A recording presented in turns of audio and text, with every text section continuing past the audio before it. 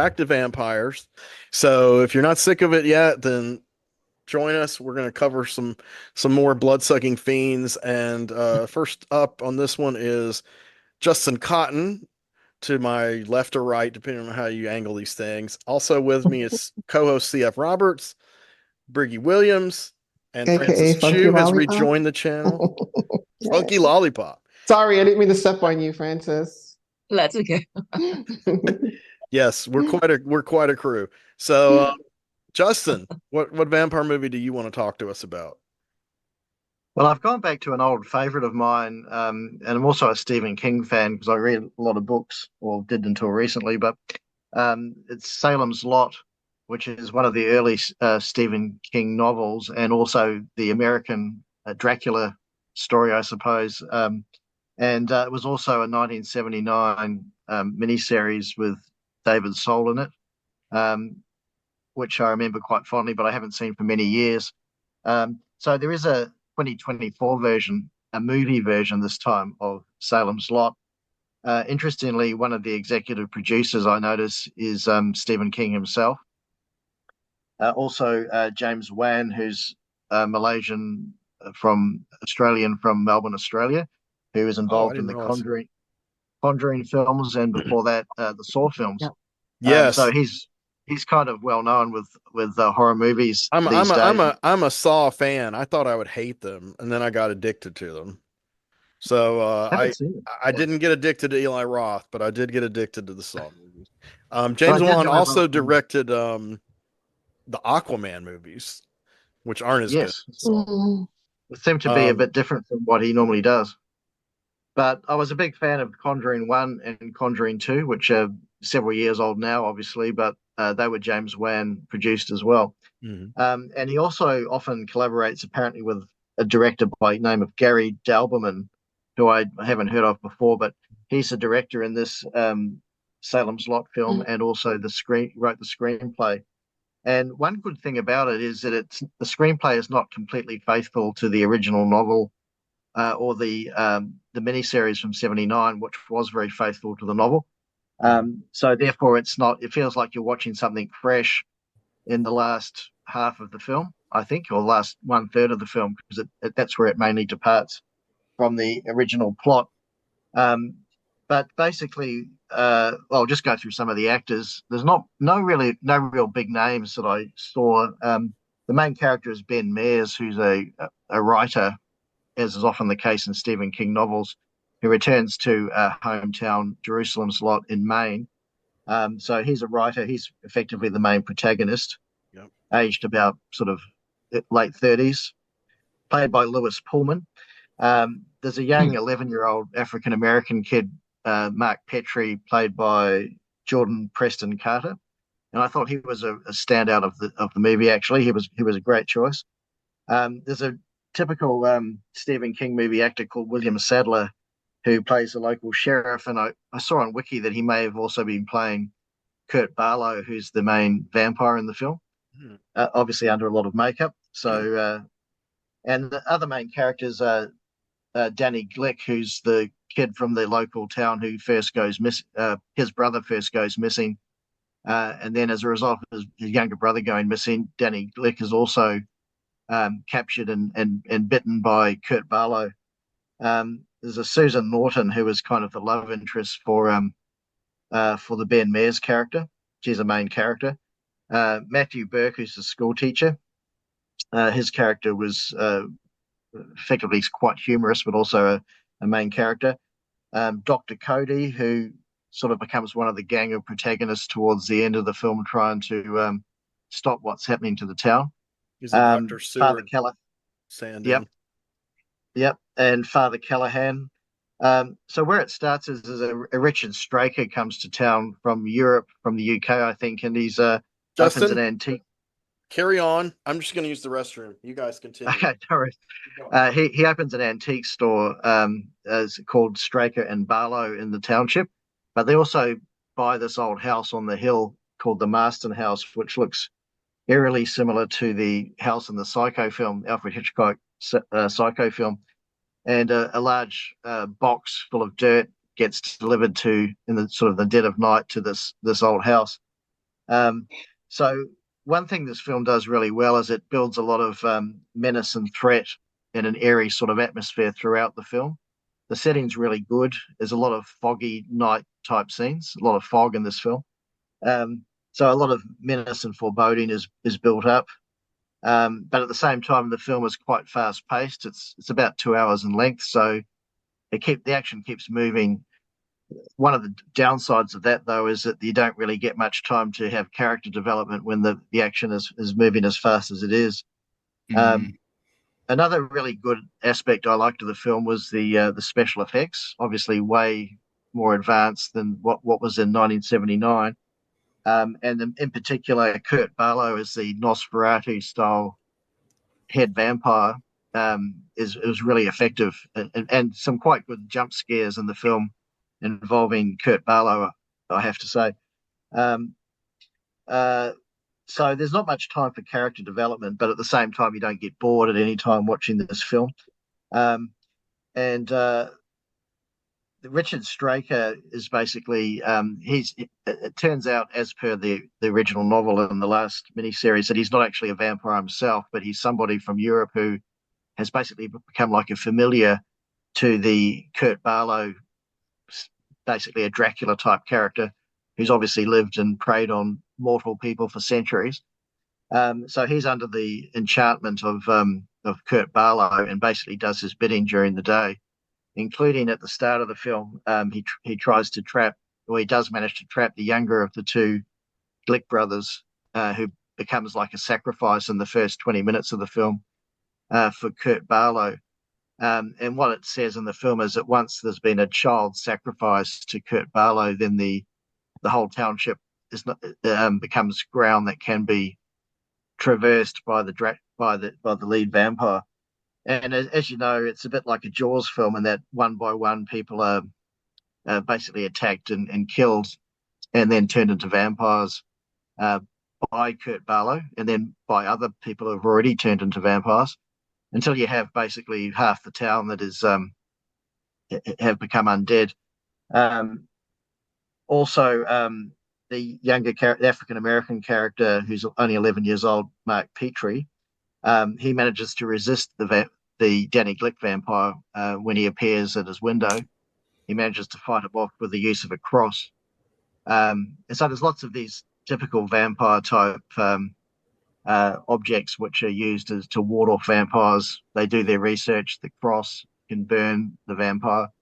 Um, Also, well, that's the main thing. And obviously the usual stake through the heart. So there's various ways that some sort of sharp object, not necessarily a stake, but some other sharp object is rammed through the chest of a vampire. Does it have to be Um, silver or wood?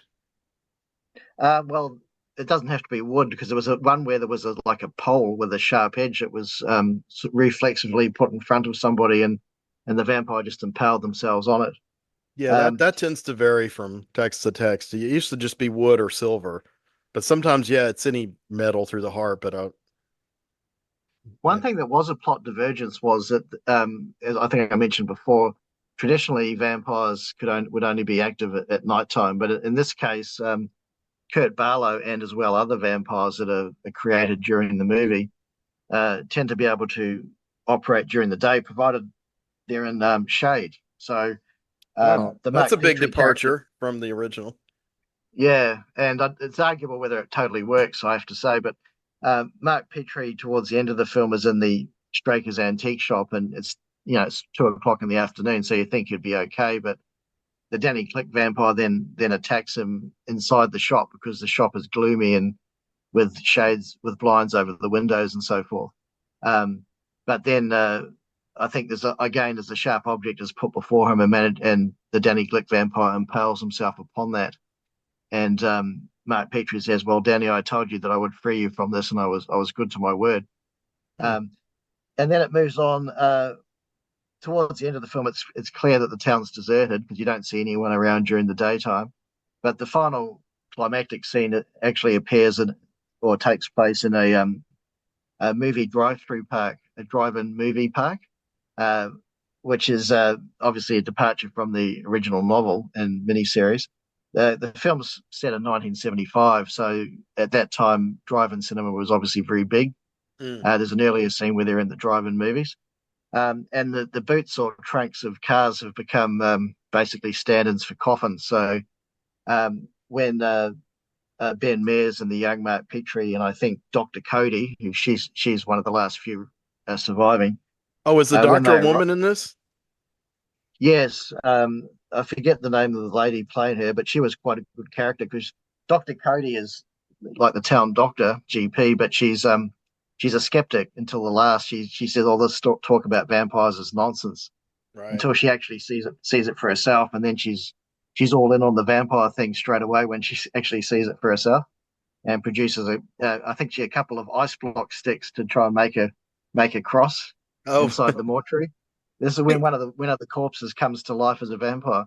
didn't Um, Lou Ayres play that character in the Toby Hooper film from 1979? I think so. Yeah, yeah, Lou can't Ayres played the recall. doctor in that one. Yeah. So the final scene does take place at this drive-in movie car park with the vampires coming, the towns hitherto the townsfolk coming out of the trunks of these cars, and also this is where they eventually managed to defeat Kurt Barlow. I suppose it was a little bit, it was cute, but at the same time a little bit far-fetched that they built up the Mark Petrie character, who's 11 or 11 and three quarters, as he says, years old. It's a bit far fetched that when he talks about he's going to go and kill off Barlow on his own. But at the same time, it's quite cute as well. But by the end of the film, the only good characters standing who are not undead are basically Mark Petrie and Ben Mears. And in true sort of predictable Hollywood fashion, um, Ben Mears kind of saves the day right at the end of the film when um, Mark Petrie is sort of sheltering under these vehicles, and Barlow's trying to grab him from above. So there's some great shots of the fangs, the open mouth, and the fangs of Kurt Barlow and other vampires during the film. So one of the strengths of the film, when other things may not have worked so well, but one of the strengths of the film is the special effects, which are way ahead of what they had in 1979. Um, so it's watchable, and I like the atmospherics of the slow building menace and threat throughout the film, and lots of use of fog and nighttime scenes. Um, if I was going to rate it out of five, I'd probably give it 3 stars because it did keep your interest. But I do notice that the Rotten Tomatoes ratings are not so great for it. Um, and We were discussing uh, Rotten Tomatoes before yeah, the show. I think it's on Prime Video. It's not on Netflix. I don't think I haven't seen it anyway. So I think I saw it was on Prime Video But I as a think you have to streaming. buy it. I mean, you have to pay for it to see it, right? Yeah. But yeah, look, I think the Richard Straker character wasn't as good as it in the original 1979. The original Well, 79 it's James miniseries. Mason. I mean, come on. James Mason was fantastic as Straker in that. In fact, he actually stole the show, I think, in terms of the villains. He was stronger than the Kurt Barlow character in the 79 series, Well, let me ask you a miniseries. couple of questions about that.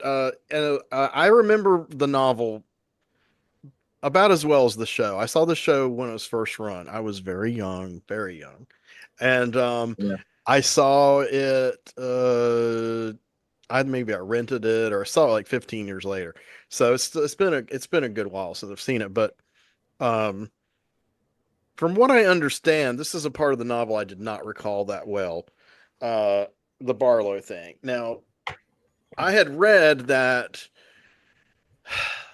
Toby Hooper basically broke Barlow as he's in the novel into two characters, the Straker and the Barlow, the James Mason human familiar, and then the Nosferatu looking vampire played by Reggie Nalder. Now, Yeah. how how accurate is that, and how does it compare to the way this movie does it? Well, that's accurate to the book, and I think the 1979 miniseries, which I saw probably about 1990, um, that was quite true or very true to the original novel. Whereas this wasn't so much in terms of the action in the last third of the film. For example, there was no climactic scene at a drive-in movie car park in the novel. I Don't think they it go to took his place. lair? Don't they go to Barlow's lair, Yeah, it as took you're place supposed at to the do for vampires? it took I place remember at the that. Marston House, which is like the Psycho House. um, and that was in the movie and in the miniseries and the novel.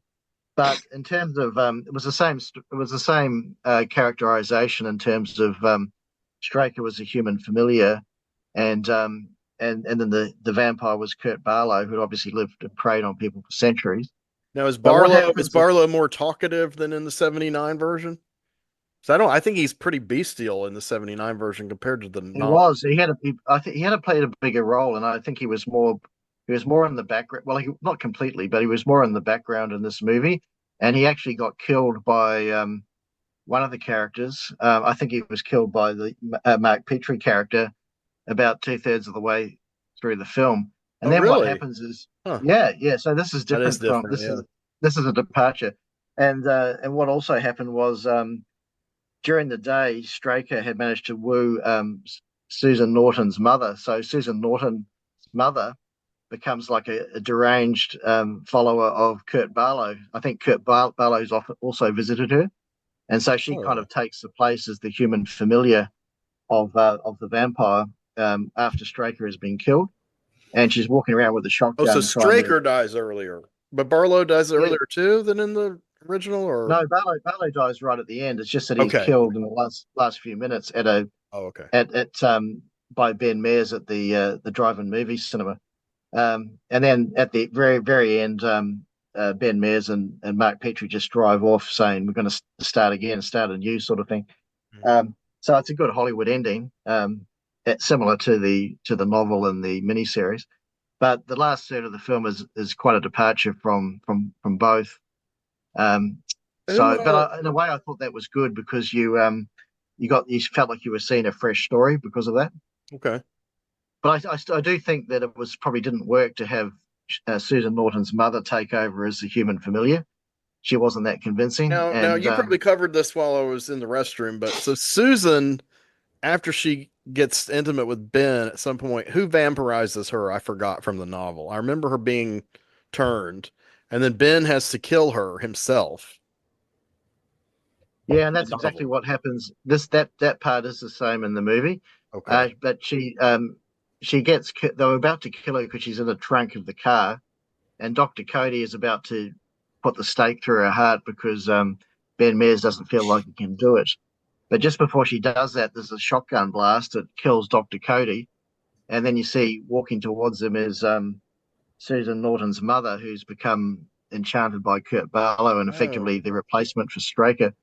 But then later on in the office of the drive-in cinema, Susan Norton attacks Ben Mears, but he manages to kill her somehow.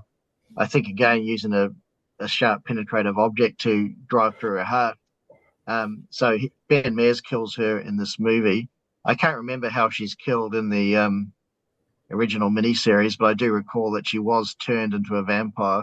Yeah, I remember the And then, novel was like she said they find her and I think she's sleeping like in a coffin or something. yeah, but yeah, I do recall that from the old miniseries. I think that wasn't as front and center in this movie. And yes, they were an item in the movie, but and he felt bad about having to kill her, but there wasn't such a build up to that scene as there was in the miniseries or in the novel. Yeah, the miniseries Um, really gets at their whole relationship, their whole courtship pretty in detail. yeah.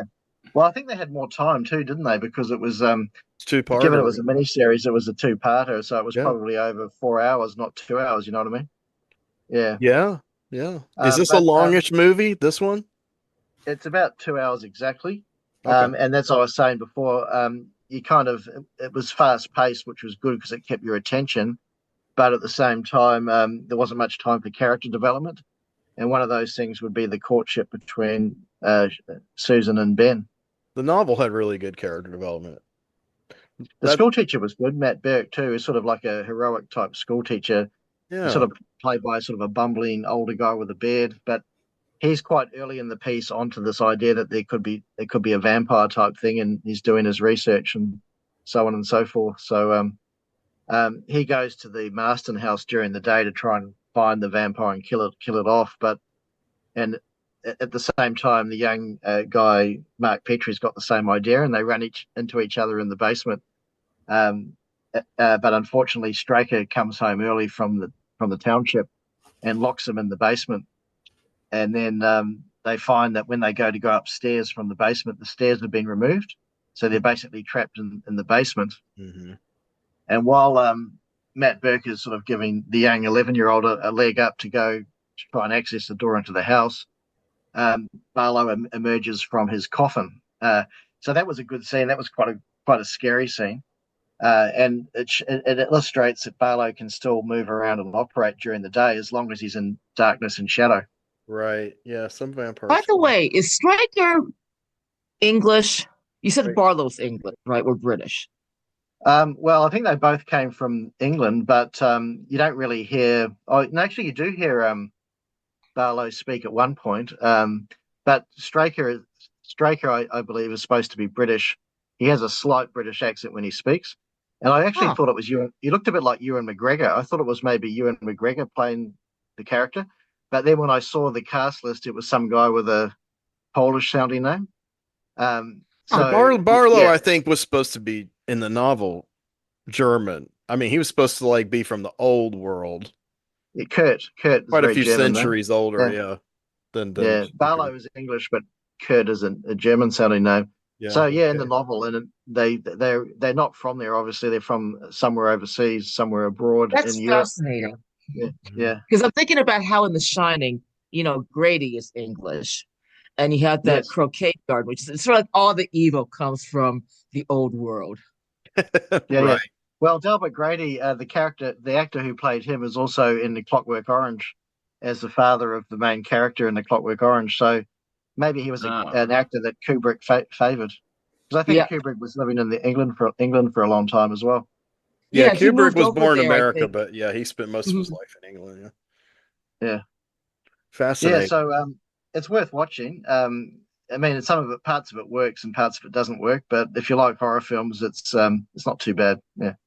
How familiar are you guys with the other versions? Like there is another version that's between the two, I'm pretty sure. Wow. With Rob Lowe, maybe, possibly. Yes. Yeah, he played Ben Mears. I haven't seen that version. I haven't either, but I remember this is the second remake. Which means it's only the second, so it's due for probably 3 or 4 more before the end of the decade. But let's hurry up and remake it again. We'll reboot And it. it was David Soul was Ben Mears in the first one. Yeah. Wasn't he the guy in Starsky and Hutch? Yeah. Yes. He was Hutch. Interesting. And he had like some singing career. Is that the same guy? Yeah, He did- briefly. I think he had one big hit in Wow. 1976 or 70. No, 1977. Yeah. Don't Give Up on Us. I think that was it. Salem's No Lot way. is a bit more of a chunkier role than Hutch, but he was. I don't know if Starsky and Hutch was still on or had just been canceled. So Right. It was that era. But what I was going to say, Lance Kerwin played the kid in the original, and Lance Kerwin was not 11; he was more like 13 or 14. Yeah. That's right. Yeah. And then the end of the miniseries, they're kind of on the run, and they're like, well, I'm pretty sure the novel ends. They're leaving Salem's Lot, but there's vampires trailing after them. Is that not correct? Isn't everyone in the town a vampire? I can't remember it. But then in the series, it shows them like after like a little coda where they're I can't remember if they're hunting vampires or they're on the run. They're trying to survive, because everything's been taken away from them by the vampires and they had to split. They didn't really take much of their stuff with them, They're kind of roughing it, out there, but yeah, you really kind of get the feeling they're going to be on the run forever, Yeah. Definitely. Yeah. But That's Salem's right. Lot has that same feel because it's Stephen King. It has the same energy to me as this movie Needful Things. That it takes place in As what? just the Needful Things. I think it was called Needful Things. Oh, that was yeah. good. Yeah, that's good. Right? Like Max von Sydow was Max in it, von I Sydow, believe. yeah. And Yeah. he's Ed Harris. also this Ed vampire. Harris. Who was it? Yeah. Who was it? Ed Harris was I remember was in that film.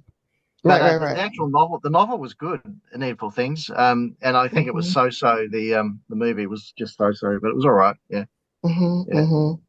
And it has that same small town, unassuming And also an energy. antique shop like Straker's antique shop as well.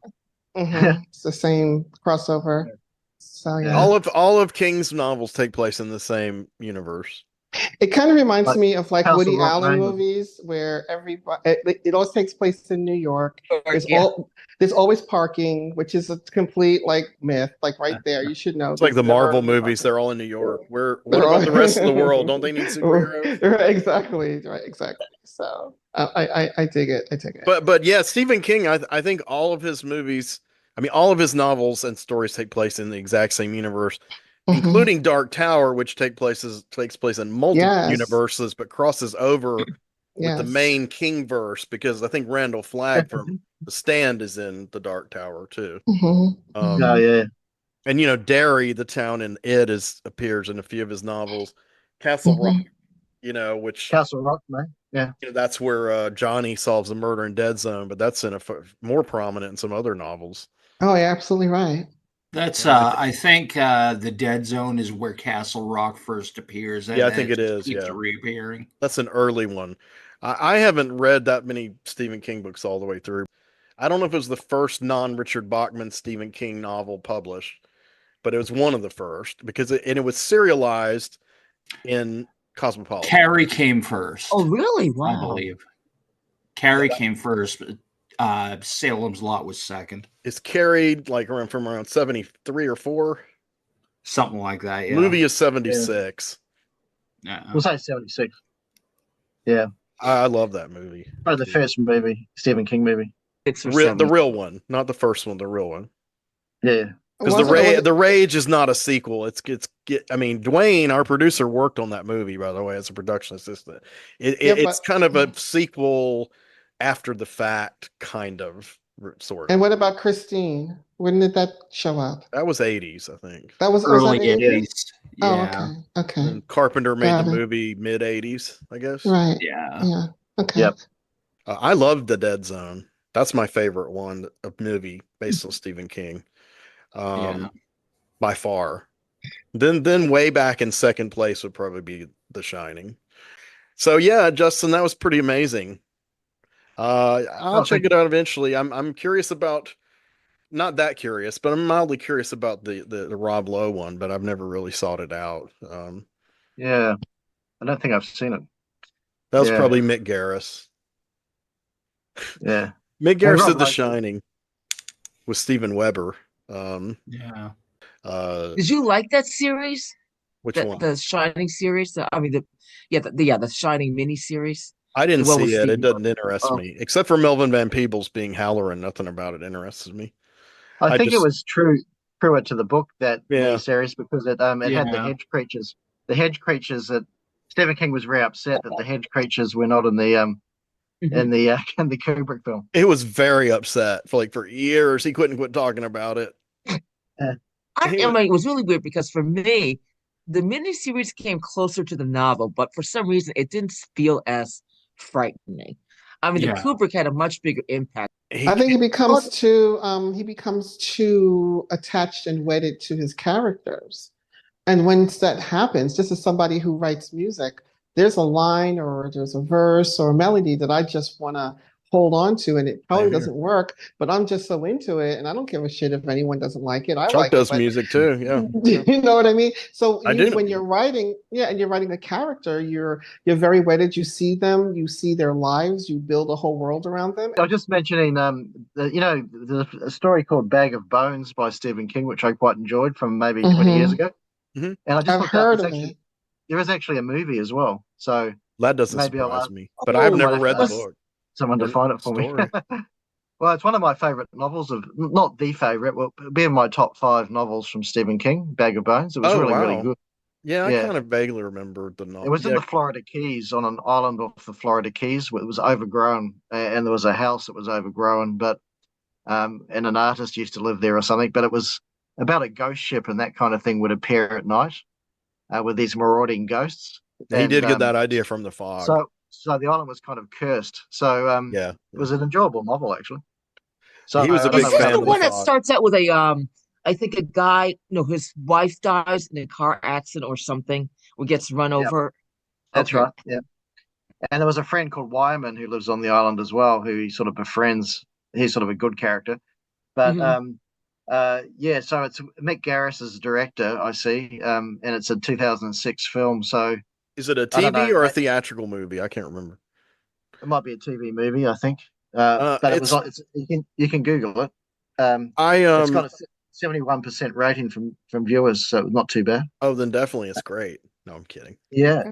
So it's a television. Sorry, it's a television miniseries. It says. I want to go and Absolutely. wrap this up, but in the meantime, like and subscribe. Let us know what you think. And yeah. Anybody else have anything to say about that? If you don't, cool. But Well, we hope you enjoy everything that's been said here, and we put you onto some movies that you may not otherwise have watched. But do remember to like each one and subscribe if you can. Thank you. thanks Thank so you. much. Have a great evening. Bye. And it's true that we cannot see that far behind. If we looked all the way in the past, we'd go blind. In the night, from the stars as they've all lived their lives, and the light that they gave as they burned and then died.